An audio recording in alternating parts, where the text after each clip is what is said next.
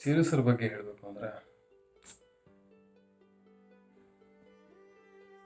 ಇಂಥ ವಿಷಯದ ಬಗ್ಗೆ ಇವಾಗ ಮಾತಾಡಬೇಕು ಅಂತ ನಾವು ಊಹೆನೂ ಮಾಡಿರಲಿಲ್ಲ. ಇಷ್ಟು ಬೇಗ ಇಂಥ ಟೈಮ್ ಬರುತ್ತೆ ಅಂತ. ನಿಜವಾಗ್ಲೂ ತುಂಬ ಒಳ್ಳೆ ಮನುಷ್ಯ. ಇವತ್ತು ನಾನು ಅಲ್ಲಿ ಡೈರೆಕ್ಟರ್ ಆಗಿದ್ದೀನಿ ಅಂದರೆ because of Chiru sir only. ಒಂದ್ಸಲ ತರುಣ್ ಸರ್ ಕರ್ಕೊಂಡೋಗಿ ನನ್ನ ಪರಿಚಯ ಮಾಡಿಸಿದ್ರು ಚಿರು ಸರ್ಗೆ. ಇವ್ರು ನಮ್ಮ ಸಿನಿಮಾ ಡೈರೆಕ್ಷನ್ ಮಾಡ್ತಾರೆ ಅಂತೇಳಿ. ಚಿರು ಸರ್ ವಿತಿನ್ 5 ಮಿನಿಟ್ಸ್ ನಾನು ಓಕೆ ಮಾಡಿದ್ರು.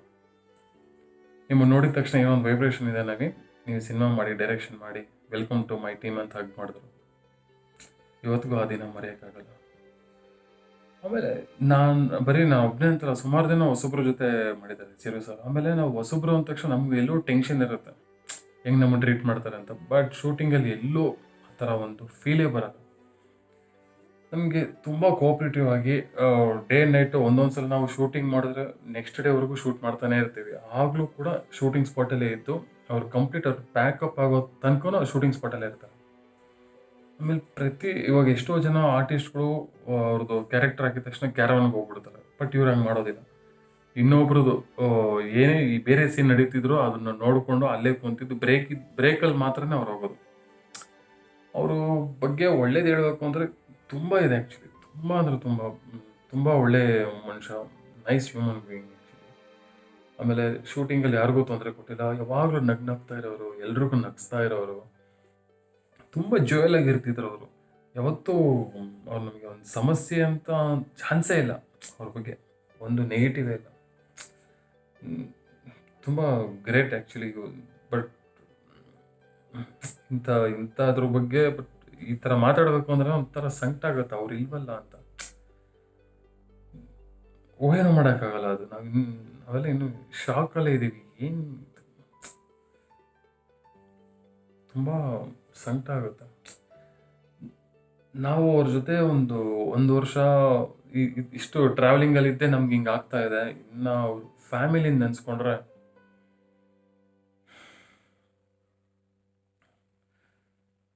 ದೇವರು ಆ ಫ್ಯಾಮಿಲಿಗೆ ಈ ವಿಷಯ ತಡ್ಕೊಳ್ಳೋಂಥ ಶಕ್ತಿ ಕೊಡಲಿ ಅಂತ ಕೇಳ್ಕೊತೀನಿ. ಮೇಡಮ್ ಆ್ಯಕ್ಚುಲಿ ಇವಾಗ ಪ್ರೆಗ್ನೆಂಟ್ ಅಂತ ಕೇಳ್ಬಿಟ್ಟೆ. ತುಂಬ ಫೀಲ್ ಆಗ್ತಾ ಇದೆ. ಬಟ್ ಅವ್ರಿಗೆ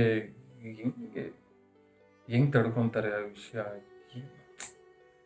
ಸಖತ್ತು ಸಂಕಟ ಆಗುತ್ತೆ. ಬಟ್ ಈ ಸಾವು ನ್ಯಾಯ ಇಲ್ಲ, ಇಷ್ಟು ಬೇಗ ಬರಬಾರ್ದಾಗಿತ್ತು. ಪಾಪ ಅವ್ರಿಗೆ ಸಾಯುವಂಥ ವಯಸ್ಸೇನಲ್ಲ ಅವ್ರಿಗೆ. ಅವ್ರೇನೋ ಎಷ್ಟೋ ಕನಸಿತ್ತು ಅವ್ರಿಗೆ. ನಮ್ಮ ಹತ್ರ ಫ್ರೀ ಟೈಮಲ್ಲಿ ಇದ್ದಾಗೆಲ್ಲ ಅವರು ಕುಂತ್ಕೊಂಡು ತುಂಬ ಜೋಲಾಗಿ ಮಾತಾಡಿಕೊಂಡು ಆ ಸಿನಿಮಾ ಬಗ್ಗೆ ಈ ಸಿನಿಮಾ ಬಗ್ಗೆ ಮಾತಾಡಿಕೊಂಡು ಅದು ಚೆನ್ನಾಗಿದೆ, ಇದು ಚೆನ್ನಾಗಿದೆ, ಈ ಸಿನಿಮಾ ಚೆನ್ನಾಗಿದೆ ಅಂತೇಳಿ ನಮ್ಮ ಡಿ ಒ ಪಿ ಕಂಪ್ಲೀಟ್ ಹೈದರಾಬಾದವರು, ಅವ್ರ ಹತ್ರ ತೆಲುಗು ಸಿನಿಮಾಗಳ ಬಗ್ಗೆ ಅಲ್ಲೇ ಯಾವ ಥರ ಮಾಡ್ತಿರ್ತಾರೆ, ಇಲ್ಲಿ ಹೇಗಿರುತ್ತೆ, ಅದು ಇದು ಅಂತೆಲ್ಲ ಸ್ವಲ್ಪ ಚೆನ್ನಾಗೆಲ್ಲ ನಾಲೆಜ್ ತಗೊಳ್ಳೋರು. ಪ್ರತಿಯೊಂದು ಅಷ್ಟೇ. ಆಮೇಲೆ ಅವ್ರಿಗೇನಾದ್ರು ಗೊತ್ತಿಲ್ಲ ಅಂದರೆ ಕೇಳಿ ತಿಳ್ಕೊಳ್ಳೋರು. ಆಮೇಲೆ ನಾನು ನೋಡಿರೋ ಪ್ರಕಾರ ಅವ್ರಿಗೆ ಈಗೋ ಅನ್ನೋದೇ ಇಲ್ಲ, ಯಾವ ಇದರಲ್ಲೂ ಇಲ್ಲ. ಆಮೇಲೆ ನಮ್ಗೆ ಇನ್ನೊಂದು ಆಶ್ಚರ್ಯ ಅನಿಸಿದ್ದೇನು ಅಂತಂದರೆ, ನಾನು ಚಿರು ಸರ್ಗೆ ಈ ಸ್ಕ್ರಿಪ್ಟೆಲ್ಲ ಆದಮೇಲೆ ಡೈಲಾಗ್ ವರ್ಷನ್ ಒಂದ್ಸರಿ ಹೇಳಕ್ಕೆ ಹೋಗಿದ್ವಿ. ಹೋದಾಗ ಒಂದು ಶಶಿ ಅಂತ ಒಂದು ಆರ್ಟಿಸ್ಟ್, ಅವ್ರ ಕ್ಯಾರೆಕ್ಟರು ಆಲ್ಮೋಸ್ಟು ಒಂದೊಂದು ಸೀನಲ್ಲಿ ಚಿರು ಸರ್ ರೇಂಜಲ್ಲಿ ಬಂದ್ಬಿಡುತ್ತೆ. ಕೆಲವು ಸೀನಲ್ಲಿ ಚಿರು ಸರೇ ಮಾತಾಡಲ್ಲ, ಆ ಕ್ಯಾರೆಕ್ಟರ್ ಮಾತಾಡಬೇಕಾಗುತ್ತೆ ಸಿನಿಮಾಗೆ ಸಂಬಂಧಪಟ್ಟು. ಚಿರು ಸರ್ ಇದ್ದರು, ಓಕೆ ನೋ ಇಶ್ಯೂ ಅಂತಂದರು. ಸರ್ ಪರವಾಗಿಲ್ವಾ ಅಂತಂದರೆ, ನನಗೇನು ತೊಂದರೆ ಇಲ್ಲ, ನಮಗೆ ಕತೆಗೆ ಏನು ಬೇಕೋ ಅದನ್ನು ಮಾಡಿ, ನೀವು ನನ್ನನ್ನು ಮರೆತುಬಿಡಿ, ನಾನೊಂದು ಕ್ಯಾರೆಕ್ಟರ್ ಅಷ್ಟೇ, ಕತೆಗೆ ಏನು ಬೇಕೋ ಅದನ್ನು ಮಾಡಿ. ಈ ಸೀನಲ್ಲಿ ಅವ್ರಿಗೆ ಜಾಸ್ತಿ ಮೆಜಾರಿಟಿ ಇದ್ದರೆ ಅವ್ರಿಗೆ ಪ್ರಾಮಿನೆನ್ಸ್ ಕೊಡಿ, ನೋ ಇಶ್ಯೂ. ಒಟ್ಟು ಕತೆಗಂತೂ ಮೋಸ ಮಾಡೋಕ್ಕೆ ಹೋಗ್ಬೇಡಿ ಅಂತಂದ್ರೆ. ಬಟ್ ಆ ಥರ ಹೇಳೋದು ತುಂಬ ರೇರ್. ಯಾವ ಹೀರೋನೂ ಆ ಥರ ಹೇಳೋದಿಲ್ಲ. ಕೆಲವು ಹೀರೋಗಳು ಏನು ಮಾಡ್ತಾರೆ, ಇಲ್ಲ ನಾನೇ ಇದಾಗಿರ್ಬೇಕು ಅಂತ ಹೇಳಿ ಸ್ವಲ್ಪ ಅಲ್ಲಿರೋ ಡೈಲಾಗ್ಸ್ ಎಲ್ಲ ಕಟ್ ಮಾಡೋದು ಇದೆಲ್ಲ ಮಾಡ್ತಾರೆ. ಬಟ್ ಚಿರು ಸರ್ ಹಂಗೆ ಮಾಡೋದೇ ಇಲ್ಲ. ಅವರು ಸಖತ್, ಅವ್ರಿಗೆ ಒಂದು ಚೂರು ಅಸೂಹೆ, ಈಗೋ, ಏನೂ ಇಲ್ಲ ಅವೆಲ್ಲ. ತುಂಬ ಬಟ್ ಆ ಥರ ಸಿಗೋರು ತುಂಬಾ ಕಮ್ಮಿ, ತುಂಬ ಕಮ್ಮಿ. ತುಂಬ ನೋವಾಗ್ತಾ ಇದೆ. ಬಟ್ ನಮಗೀಗಲೂ ಗೊತ್ತಾಗ್ತಾ ಇಲ್ಲ. ಬಟ್ ಇನ್ನು ಮತ್ತೆ ಅವ್ರು ಬರಲ್ವಾ, ಮತ್ತೆ ಮೀಟ್ ಮಾಡಲ್ವಾ ಅಂತ ನೆನೆಸ್ಕೊಂಡ್ರೇ ಅವ್ರಿಗೆ ತುಂಬ ಕಷ್ಟ ಆಗ್ತದೆ. ಪಾಪ ಈ ಅವ್ರ ಮನೆ ಹತ್ರ ಈಗ ತಾನೇ ಹೋಗಿ ಬಂದ್ವಿ. ಅಲ್ಲಿ ನೋಡಿದ್ರೆ ಗೊತ್ತಾಗುತ್ತೆ ಅವ್ರು ಎಷ್ಟು ಜನ ಸಂಪಾದನೆ ಮಾಡಿದ್ದಾರೆ ಅಂತ. ಸ್ಪ್ಯಾನ್ ಆಫ್ ವೆರಿ ಶಾರ್ಟ್ ಟೈಮಲ್ಲಿ ಎಷ್ಟು ಜನ. Great actually. ತುಂಬ ದೊಡ್ಡ ಮನುಷ್ಯ. ಚಿಕ್ಕ ವಯಸ್ಸಲ್ಲೇ ದೊಡ್ಡದಾಗಿ ಸಾಧನೆ ಮಾಡಿದ್ದಾರೆ ಅನ್ಸುತ್ತೆ.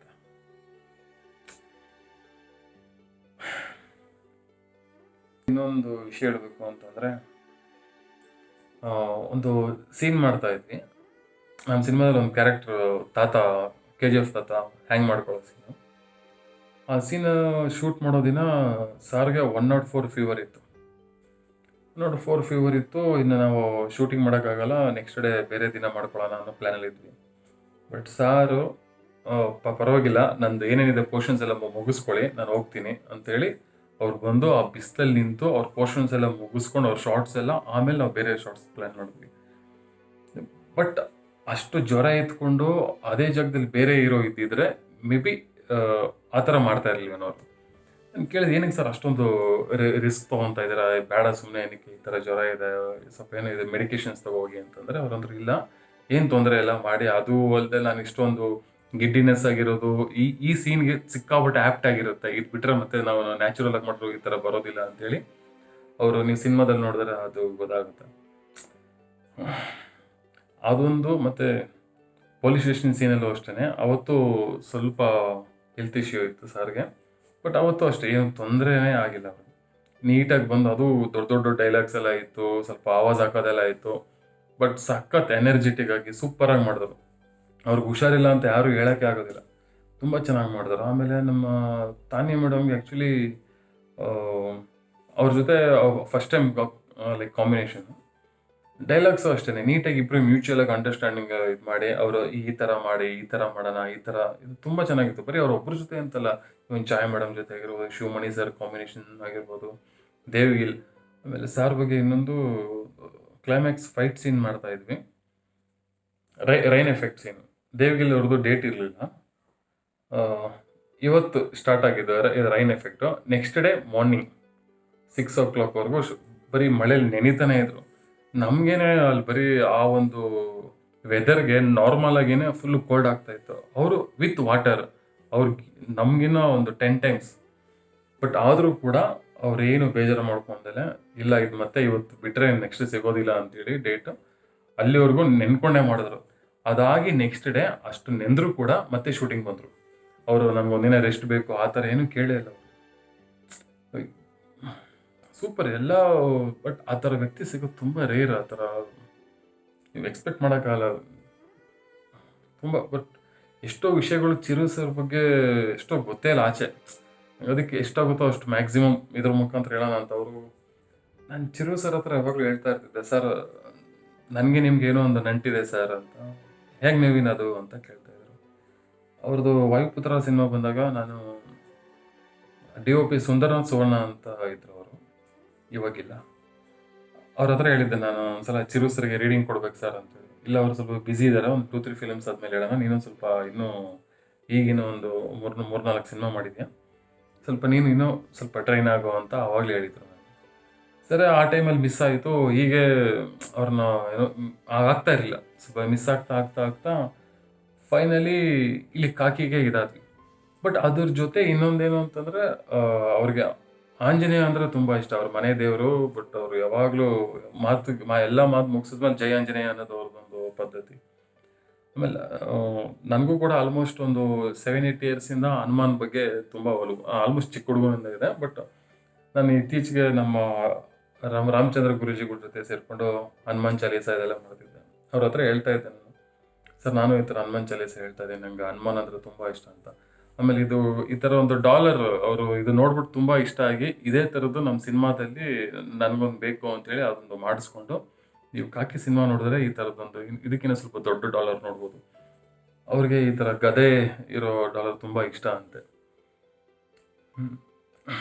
ಅವ್ರ ಬಗ್ಗೆ ಅವ್ರ ಜೊತೆ ಟೈಮ್ ಪಾಸ್ ಆಗೋದೇ ಗೊತ್ತಾಗಲ್ಲ. ತುಂಬ ಒಳ್ಳೆ ಮನುಷ್ಯ, ಜೋಯಲಾಗಿರ್ತಾರೆ. ಪ್ರತಿ ಆರ್ಟಿಸ್ಟ್ನೂ ಅಷ್ಟೇ, ಸ್ವಂತದವರು ಅನ್ನೋ ಥರ ಮಾತಾಡಿಸ್ತಾರೆ. ಕ್ಯಾರವನ್ನು ಕರ್ಕೊಂಡೋಗಿ ಊಟ ಎಲ್ಲ ಬಡಿಸ್ತಾರೆ. ನಮಗೆ ಅದೆಲ್ಲ ಒಂಥರ ವಿಸ್ಮಯ ಅನ್ಸುತ್ತೆ. ಆ ಥರ ಅಷ್ಟು ಡೌನ್ ಟು ಅರ್ತ್, ಅಷ್ಟು ಫ್ಲೆಕ್ಸಿಬಲ್, ಅಷ್ಟು ಒಳ್ಳೆ ಅದೇನೋ ಅಂತಾರಲ್ಲ, ತುಂಬ ಒಳ್ಳೆಯವರಿಗೆ ಬೇಗ ಸಾವು ಬರೋದು ಅಂತ. ಅದು ನಿಜ ಅನ್ಸುತ್ತೆ. ಛೆ,